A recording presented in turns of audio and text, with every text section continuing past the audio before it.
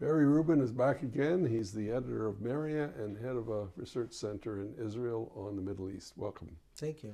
Barry, now Iraq's preoccupied people for 2 decades, I think, and it's been very central in everything.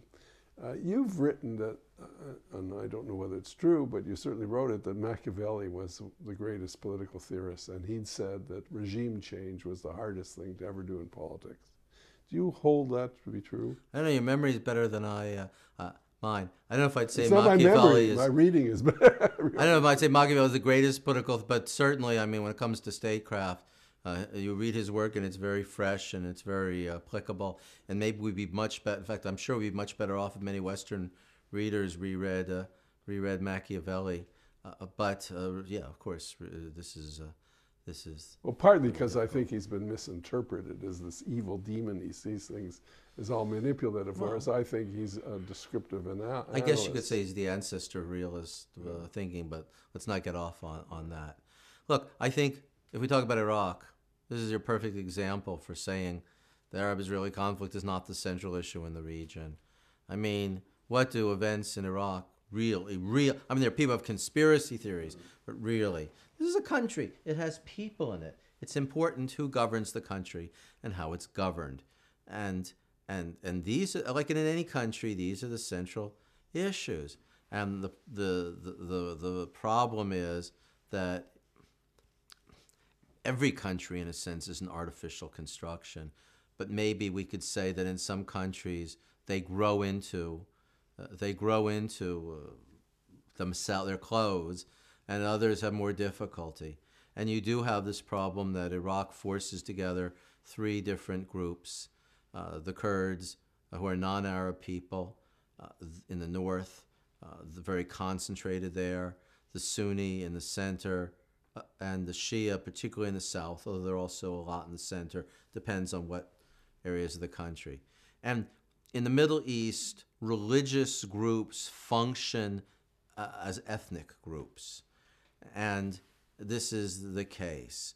So in the mountainous north, the Kurds really function as a state of their own in practice. And they've actually done a pretty good job of maintaining stability. There are 2 parties there which historically have hated each other, and they divide up the power. So that the good and the bad news is they divide up the power, so there's not much margin for democracy outside of that. But the good news is that they've offered stability and far more freedom than people have had. But is there a real years. problem with Kirkuk? And sure. Yeah. Look, how much time do you have? Kirkuk proves the point. It's a specific city with 3 groups: the Kurds, Arabs, by the way, settlers sent in by Saddam. People, because they don't know much about the bill. I mean, it was a major program of the Iraqi government of Saddam Hussein to force the Kurds out of huge areas of the country and send in Sunni Muslim settlers, which didn't inspire 100 UN resolutions and daily coverage by newspapers and shock and horror and demonstrations in Western universities. But it's within the state, theoretically within the UN system. So, because that was done in Sri Lanka, all kinds of countries in which it doesn't do it. Okay. It's okay to murder people in your own borders. So, and of course there was mass murder of Kurds, which in some cases recall what the Germans did in the Eastern Front. There are Kurds and there are Arabs and there are Turkic people, and the question is who's going to get the city, and there's oil in the area, and this is their big problem. Other than that, they don't have huge problems. But would you, if I described from reading you, that you describe a transition, as I interpret it, from pan-nationalism to nationalist Iraq under Saddam Hussein to a sub-nationalist, a state holding together 3 effective nationalities. Is that well, correct? Sort of. We should remember, well, the Saddam Hussein regime, as did many Arab regimes, all Arab regimes function as a nationalist regime in their own interest, but use the language of pan-Arabism, which is why Saddam was able to invade Kuwait. So there was a double game going on there. But yes, I mean now, and the stability of the state has been based since 2003 the stability of the post-Saddam state has been based on, I mean, other than the foreign military force, on two things. First of all, the Shia, who have a lot of different factions and orientations, have managed to stick together pretty well. Question is whether this will continue. And secondly of all, the Shia and the Kurds have worked together very well. But this is the historical pattern. When the central government is weak, the Kurds can do what they want. I mean, Iraq has a Kurdish president.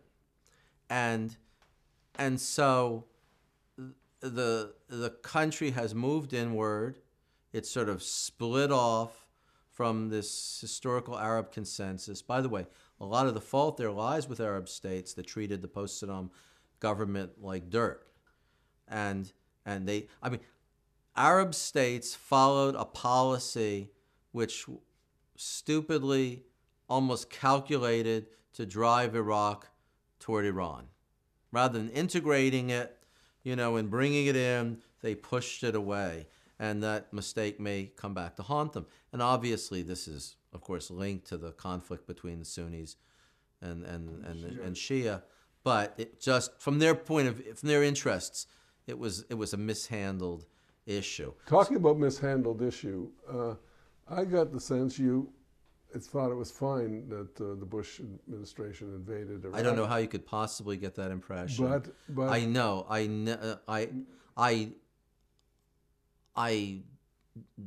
didn't. I mean, I only supported it when it became clear, literally the day before it happened, when American forces were going in and American and others were risking their lives. And I thought that this, was a matter. But no, if you had asked me would I have done it, I have no idea. But no, because you see, it's really true. People are not aware of this, that virtually no Israelis supported the U.S. Invasion of Iraq. And the reason, and I know because I was there and I talked to people, this is a myth. And I mean, until the U.S. did it, then you have to support the U.S. And there are two reasons for it. One was that knowing, Israelis have no illusions that Iraq was going to be converted into a moderate democratic state. And the second reason is the concern that Israel would end up paying for it. So, in fact, at one point, Ariel Sharon ordered people in the cabinet, this must have been around 2002, not to say anything because people were saying things like, this is a really bad idea, and that he didn't want to provoke friction with the Bush administration. But the main thing is, the question I really wanted to ask was not that one, but the real criticisms you had was of the effort at regime transformation, that was the real mistake. Well, once the attack happens, a lot of mistakes were made, and there are lots of people who say this, but that there was a battle among American agencies with the State Department and CIA on one hand and the Defense Department on the other. Basically what happened was that the U.S. said, and this is, by the way, the irony of these extreme left-wing attacks in the U.S., said, we do not want to act or be seen as imperialist or arrogant. So what we really genuinely want you all to decide who your leaders are. We're not going to back anybody. We're not going to have some favor we're going to push on you. And the Iraqis, it was very hard for them to accept that this was real, that this was happening, because it was very contrary to their experience. And so there was too much drift, and there was sort of an attempt to favor the Sunnis because the State Department line was to do that. So there were lots of problems and difficulties. And then, of course, the insurgency developed. But I'll tell you that things look better from the perspective of 2010 than they look from, say, the perspective of 2006, 2007. But I want to I have to add this.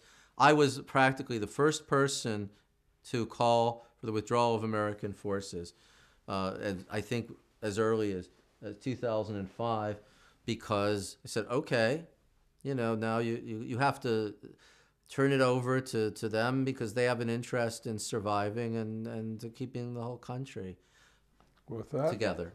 With that, I'll say thank you, and we'll end another session. Thank you very much, Barry.